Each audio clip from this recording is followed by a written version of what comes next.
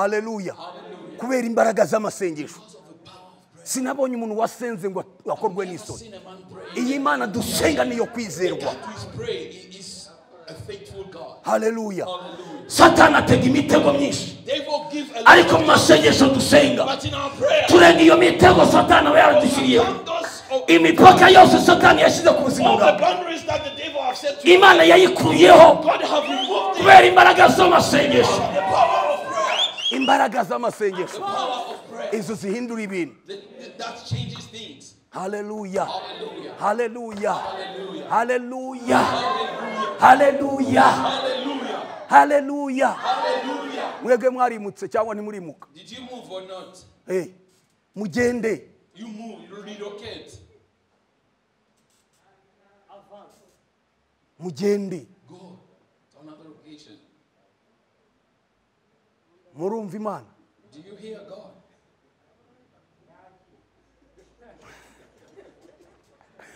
Haleluya. Haleluya. Ni igihe cyo kwimuka. Iyi Mana yimuye umuntu imujyanye ahandi, ibimujyanye mu bundi bwiza. Ni kwivuga ikura ku cyaha ijyana mu kindi cyubahiro, ikura mu bwiza ijyana mu bundi bwiza. Imana igukoreho mu izina rya Yesu. Imana ikwimure. Imana ikwimure. Haleluya. Haleluya. Haleluya. Haleluya. Haleluya. Imbaraga z'amasengesho zihindura ibintu. Haleluya. Dusomye ijambo ry'Imana. Umugore witwa Ana yarasenze. Umva ikibazo uko cyari kimeze. Cyari ikibazo cy'Imana. Ntabwo ari icy'abantu, ntabwo ari icya Satani, ntabwo ari icy'abarozi. Ni Imana ubwayo yari yaramwizibiye ibindi byaha. Ndashaka wumva imbaraga z'amasengesho. Niba imbaraga z'amasengesho zikuraho umugambi w'Imana, ni inkaswe umugambi wa Satani, ni inkaswe iby'iwanyu bavuze, ni inkaswe imiryango yanyu. Imbaraga z'amasengesho zihindura ibintu. Haleluya. Ana yari afite agahinda, agasengana umubabaro, yinginga Imana. Yarabizi neza yuko Imana ariyo yamuzibye n'ibyaha, ariko ntabwo yitaye kuri ibyo, ahubwo ngo akomeza gusenga uko bwije n'uko bukeye. Asenga Imana ngo akazajya agishiro, akajya gutakambira Imana, akajya mu masengesho, akajya muri Church of God. Uko umwaka utashye akajya kwinginga. Haleluya. Haleluya. Yesu ashimwe cyane. Ntabwo yigeze anyurwa. Biravuga ngo umugabo we Elukana yaramukundaga cyane, ariko Ana icyo yarafabaye ntabwo ari urukundo rw'umugabo gusa, yarakeneye umwana. Yesu ashimwe cyane. Haleluya. Akomeza gusenga, n'umugabo waramufasha barasenga. Uko umwaka utashye bakagenda, ariko Elukana we yari yamaze gushiramo ibyiringiro. Akazajya amubwira ngo niki kikuriza? Ntabwo nkurutira abana bari 10 b'abahungu, ndabakurutira. Yajyaga ngo aha Penina ibyo kurya, n'abana be. Yarangiza Ana aba wenyine akamukubira kabiri kugira ngo Ana yishime, so that she might be happy. Haleluya. Ariko Ana ranga yarazi icyo ashaka, arasenga, yinginga Imana, arakomeza arasenga. Niyarambirwa, wirambirwa mu gusenga, igisubizo cy'Imana kirahari. Nubwo byatinda, ariko Imana irasubiza. Amasengesho yawe yazamukiye kuba urwibutso imbere y'Imana. Haleluya. Haleluya. Ana arasenga, arakomeza arasenga.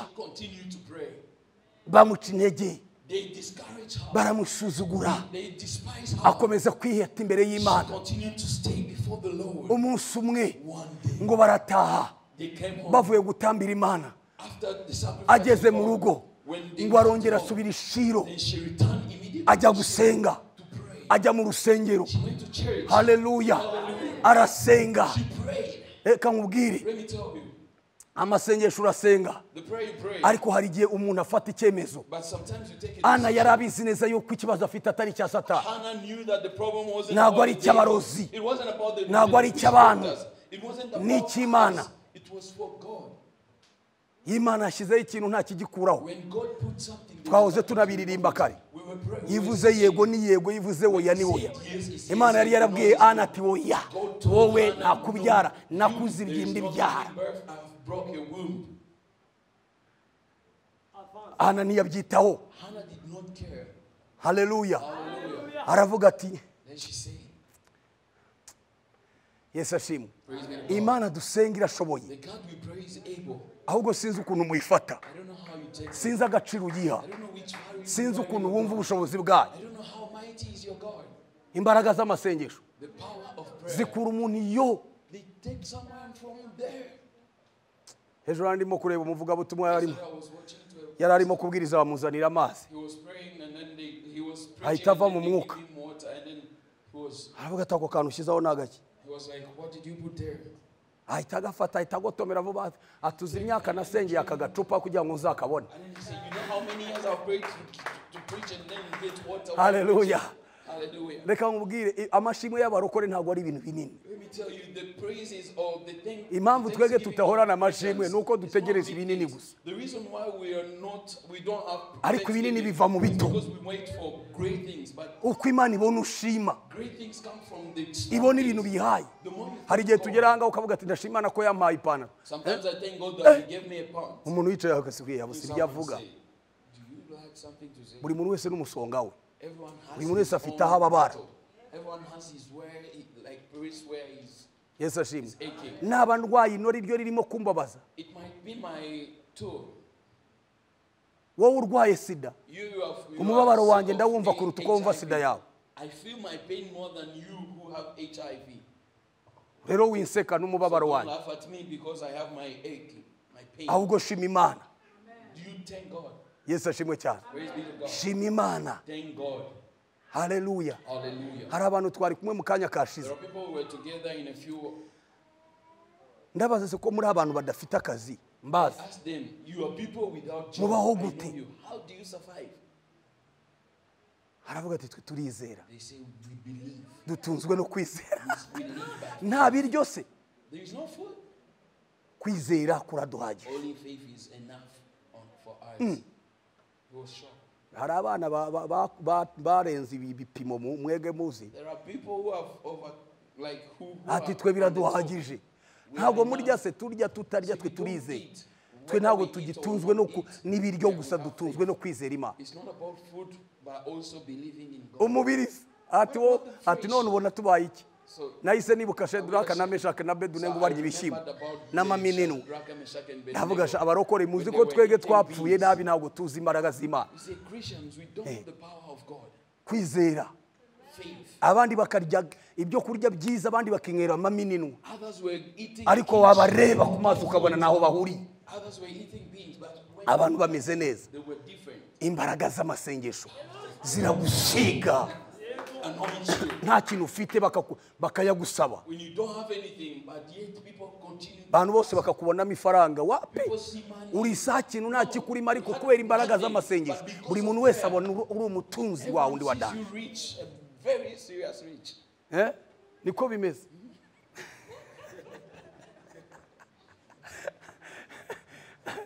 Shaheriya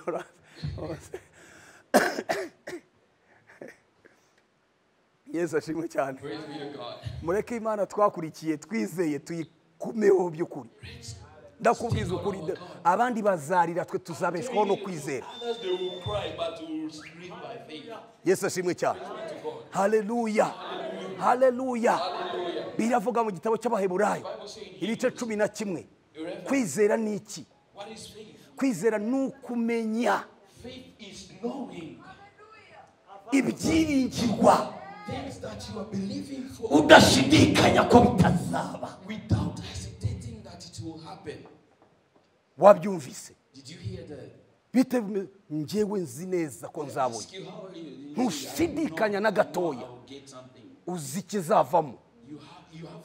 Imbaraga z'amasengesho. Church of God, imbaraga z'amasengesho. Hallelujah. Hallelujah. Nimukunde gusenga. Gusenga n'ubuzima. Gusenga n'imibereho. Prayer is living. Hallelujah. Ana arasenga. Yinginga Imana. Abantu bamubona bakagira ngo ni ikigoryi. Yasinze. Hallelujah. Ariko we yihata gushaka Imana. Arasenga. Aravuga ngo imbaraga z'amasengesho zibaza gufungura inda yanjye. Nubwo Imana yayisibye ariko izibinda ni nayifungura. The one who broke the womb is Arasenga. who opened it. Hallelujah. Hallelujah. Mugaragu w'Imana Eli The servant of God Eli aramubwira ngo genda taha. tells her to go home. Yabanza aramureba agati we wasinze. She saw her and he was like, Kuki "You uza are mu nzu drunk. y'Imana Why wasinze?" did you come to church yet? Anambwira Hallelujah. I told her. Ariko abantu ba kera bakundaga Imana. But the people Ariko abiki gihe our agakiza kacu ancestors n'ibipirate love gusa God. byigendera. But our salvation today is fake. Sinzi kabisa. I don't know. Uribuka umugore Yesu yabwiye ngo ibyo kurya byanjye n'iby'abana byanjye Remember si the wife, by'imbwa. the woman Jesus told that my food is not for the. Umugore avuga ati n'imbwa nazo zituzwe n'ibiryo n'utuvungukira tuva ku meza. But she answered, even the dogs eat the scrambled bread. Nta mujinya, nta nda y'umujinya, nta kurakara, nta kwivumbura, nta kuva mu itorero, nta kumuhunga. Aravuga ati icyo nshaka nushaka untuka icyo nshaka ndaki. Undi aravuga ati wa musinzi we. Kura ubusinzi bwawe imbere ye mu nzu y'Imana. Umugore amubwira ati databuza sindi umusinzi wabikubwira wowe wareba ukuntu ati yankomerekeje. Aho komerekeje ubundi se ukomeretsa ahubwo aragutonetse warakomeretse cye. Sanzwe uri ibisebe byigendera. Undi se wagira ngo uri musinzi. Hallelujah. If someone told you that you are a fool, you just go out of the church. Akantu gatoya umuntu akavuga ati sinzagaruka gusenga. Just someone told you something and you are stumble, you don't come back to church. Ubu nze nkagusanga mu kanya. If I come you and tell you. Hagati ariko sha kuriya waririmbye nabi pe. The way you are Turirimba nabi ririya jwi rwose uzarigorore. You have to change the way Koko nyine ndakurahira Uwiteka ukaba wagaruka. that small thing. You will not see him again. Twajya kubona tukabona utangiye kuzajya genda wicara mu ntebe hariya, wicara kuri iyi mukanya ukicara kuri iriya mukanya ukicara kuri iriya, ukwa gatatu kuri iriya, ukwa kane ku muryango, kwa gatanu. Ese deni yagiye ntabwo tubizi. Yesu ashimwe cyane. Bani guha umugisha. Hallelujah. Bakugemurire mu izina rya Yesu. Hallelujah. Bakugemurire iby'agaciro. Imana iguha umugisha mu izina rya Yesu. Hallelujah. Hallelujah. Ana aravuga ngo ntacyo bimbwiye. Icyo nzi cyo nuko ndimo kubibwirwa n'umugaragu w'Imana. Ntago yabisobanukiwe, amaso yarahumye, ntago yeretswe. Ntiyamenye umubabaro wanjye. Ambwira ati umugaragu we sinasinze. Ahubwo ndimo gusuka amaganya yanjye imbere y'Imana. Yo. Ayumva nawe biramukoze ku mutima. Icyo yarakeneye ni ijambo ry'umukozi w'Imana ari buvuge. Hallelujah. Wowe ntabwo uritegereje ahubwo umva wagenda ahubwo umutaranga hanze aha ngaha. Awe bona abarokore bagira inkoni ziba bakubitugu zidashira ugira ngo niki kibiteye. Like being struggling every day. What is the problem? Bari abantu bakera bo bari bazi agaciro k'amavuta umukozi w'Imana. Ntago batinyukaga no gutunga y'agatoki. Reka da barabeberaga. Igihe Imana yamutoranije musuka amavuta sinari ndiyo ntacyo navuga hariya kuwasiza. Abantu bagenda barapfuye kandi bariho. Kubera gutera amabuye hatagomba guterwa. Sibyo? Hallelujah. Uyu mugore aravuga ati databuja sinasinze. Ariko wakubwira ngo we wasinze ngo urebe ibitutu mutuka. But you, if we tell you that you are drunk, you will insult us. yari akeneye ijambo ry'umuhanuzi ari bwature ku buzima bwe. Umuhanuzi aramubwira ngo genda, Imana isubiza icyo wasabye. Umugore ako kanya yahise azinga ibyo aragenda avuga icyo nari nkeneye nuko hari ijambo ry'umuhanuzi rinyaturwaho. Ahita ataha, aragenda ageze mu rugo ngo abwire umugabo we, baragenda bajya gusenga, bavuyeyo ngo barataha, bariryamira bashima Imana, bahimbaza Imana yo mu ijuru. Imana ngo yumva amasengesho, ako kanya zibura indi byara.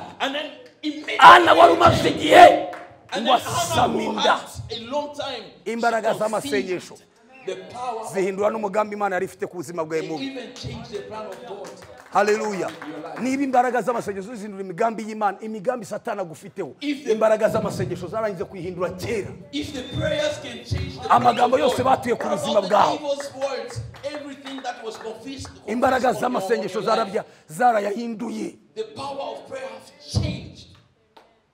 Haleluya. Ntabwo uri umunyamuvumo, uri umunyamugisha. Haleluya. Imbaraga z'amasengesho. Ndabasaba mukunde gusenga, hatari bya bindi byo gusenga gusa biri aho ngaho, bya bindi bya bintu by'abantu birirwa bababeshya babamanuka. Nawe umanuka hari imanuka, hari imanuka. Uhura n'imbwa, uhura n'injangwe, uhura bose ngo nabakozi b'Imana. Uvumbutse hariya mu giturage, uvumbutse hariya mu byondo, wese arako. Dore ko nta muntu n'umwe utarabaye umuhanuzi muri iki gihe, abantu bose n'abahanuzi. Ndi umuhanuzi, ngewe ndi umuhanuzi.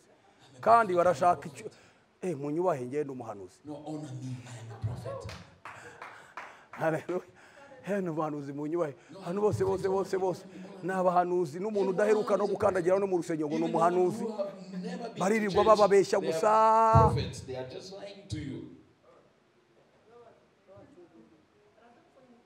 Bapfunyikira ibibiri gusa.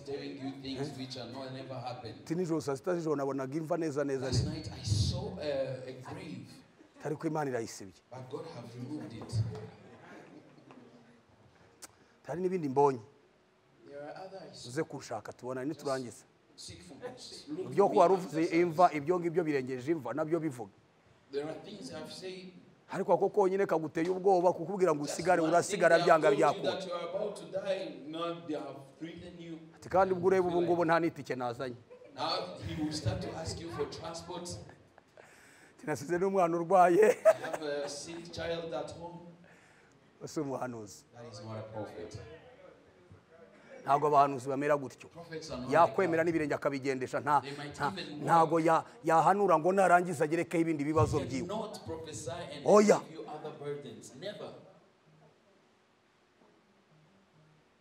Barokore bene data, dukunde gusenga, niho hari isoko y'ibintu byose. Bari abantu baratushuka,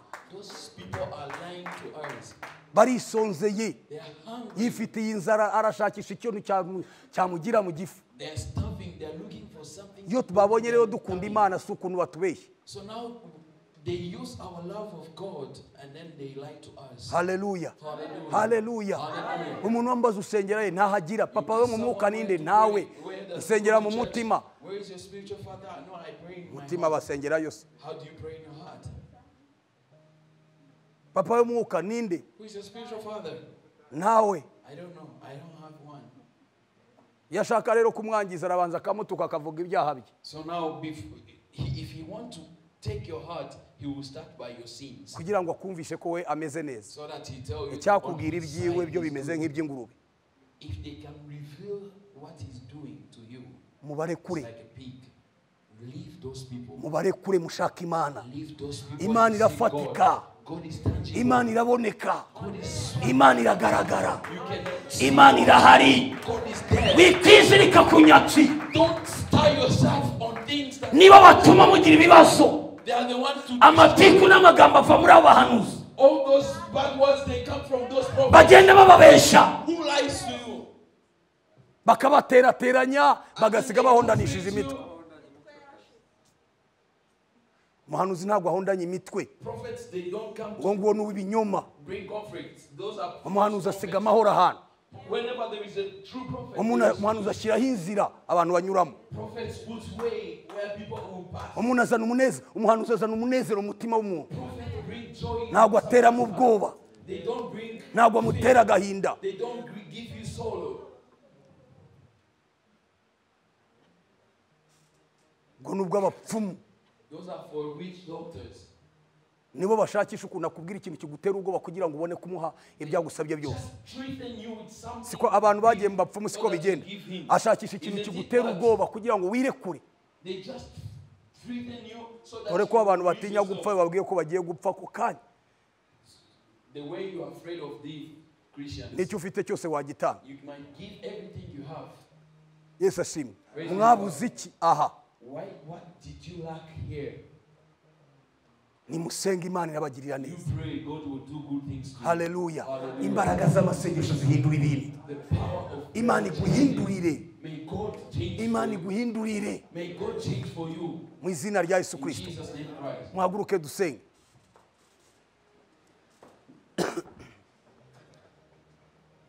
Hallelujah. Hallelujah. Hallelujah. Hallelujah. Ndewe ndabizi ko Imana irimo gukora ibintu bikomeye. I know God is doing mighty things. Nabiraye mijoro ryose. I slept. Mbona Imana ikora ibintu bidasanzwe mu buzima bwawe. And I've seen God do mighty things in your lives. Imana igiye kwitamurura ku buzima bwawe. God is going to reveal in your lives. Bya bibazo byose ugiye kubishaka ubibure. All those problems you are going to Imana igiye kugaragara. God is going to reveal. Mwabyumvise? Did you hear that? Nimuhumure. Don't be afraid. Abantu be kubatera ubwoba. Don't let anyone threaten you. Hallelujah. Hallelujah. Icyo wizera nicyo kiba ku buzima bwawe. What you believe is what happened to your life. Hange umuhanuzi yago nabonye ngo ihembe riza nijoro ngo rigutikura mu mbavu. Nijoro waryama kumva hano umugongo wapfuye wabyuka. A prophet tells you that I saw in the back of a witch doctor. Ibyo muhanuzi yambwiye nibyo. Jya hehe ni ibitekerezo byanduye gusa. No, it's just the thoughts that are connected. Byagiye mu bwonko. It connects in your thoughts and then you have it. Nawe wumva nibyo koko. It just came as a nightmare. Hallelujah. Hallelujah. Hallelujah. Hallelujah. Hallelujah. Hallelujah. Yesu ashimwe cyane. Praise be to God. Meze nk'ababajura bakera bajyaga baza bagafata umuntu bakamuryamisha hasi bakamushyira avoka nk'ahanga akamubwira ati ni grenade winyeganyeze gusura bagatwara ibintu aho abantu bari busire kure bagasanga araryamye ati nimwigire yitabamara naho n'avoka. Hallelujah. Banuzi binyoma bakubeshya kupfuye. Uhora n'ubwoba gusa. You are just always afraid. Murekure. Nimushake Uwiteka. Byavuga ngo nimushake muzabona. Mukomange ku rugi muzakingurirwa. Nimutabigenza gutyo abantu bazabayobya. If you don't do that, they will give you different false lies. Hallelujah. Hallelujah. Imbaraga z'amasengesho zahaye Ana umwana atari yaratekereje ko azamubona. Hannah, a child, yet she did not even thought of Zamura ibiganza byawe. Raise your hand up. Vuga mu Mwami Yesu. Say, Lord Jesus, ndi hano imbere yawe. I am before you. Ndakwifuza. I want you. Ni wowe uzibyuzuye umutima wanjye. You know what is in my heart. Naje hano imbere yawe. I came before you. Mfite inyota n'inzara. Thirsty and ndashaka kwakira. I want to receive. Hari ikintu kibangamiye ubuzima bwanjye. There is something that is shaka kuhindura. I want to change. Mu izina rya Yesu Kristo. Jesus name. Uyu munsi today wa 35 35th day. Imbaraga z'amasengesho. Power of prayer. Zimindurira ubuzima. Change my life. Zihindura ibyanjye. Change my things. Ibitagendaga. Bitangire bigende. Start to move. Ibyari byarapfuye. What was dead. Bizuke. Mu izina rya Yesu. Mu izina rya Yesu. Mu izina rya Yesu. Mu izina rya Yesu. Mu izina rya Yesu. Mu izina rya Yesu. Mu izina rya Yesu.